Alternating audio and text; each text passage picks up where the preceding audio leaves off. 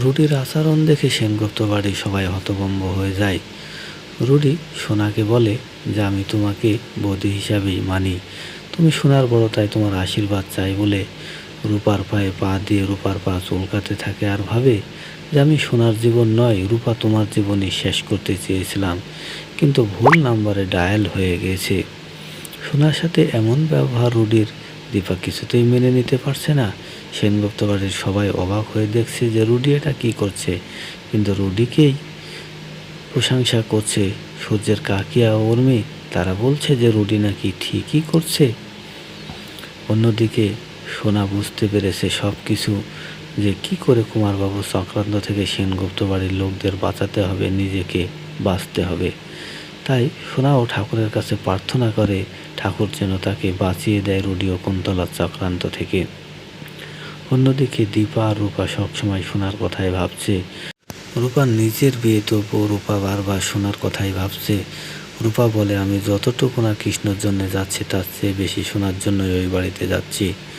অন্যদিকে দীপার কথায় মনে সাহস পেয়ে সোনা ভেবেছে যে কুমারবাবুকে সরাসরি ধরিয়ে দিবে দীপার হাতে রূপা আর সোনা মিলে।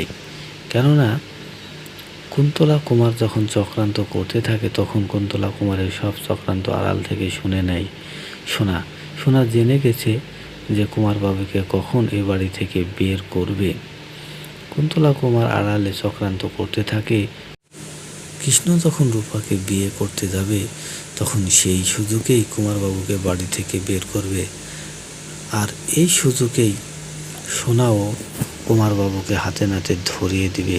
আর দীপাও এই সময়তেই ফাঁদ পেতে বসে আছে, কারণ দীপা ভালো করেই জানে যে এই সুযোগেই কুমারবাবুকে এই বাড়ি থেকে বের করবে রুডি ও কুন্তলা।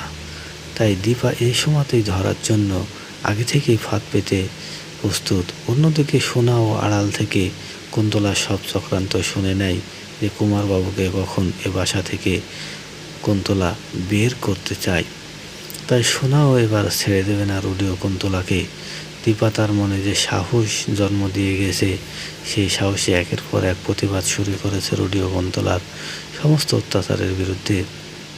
এবার উপযুক্ত সময়ে সোনা কুমারবাবুকে ধরিয়ে দিয়ে সবার সামনে সত্যটা প্রকাশ করবে।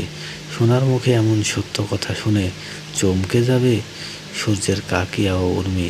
তারা ভাববে কত বড় ভুল করেছে দীপাকে ভুল বুঝে।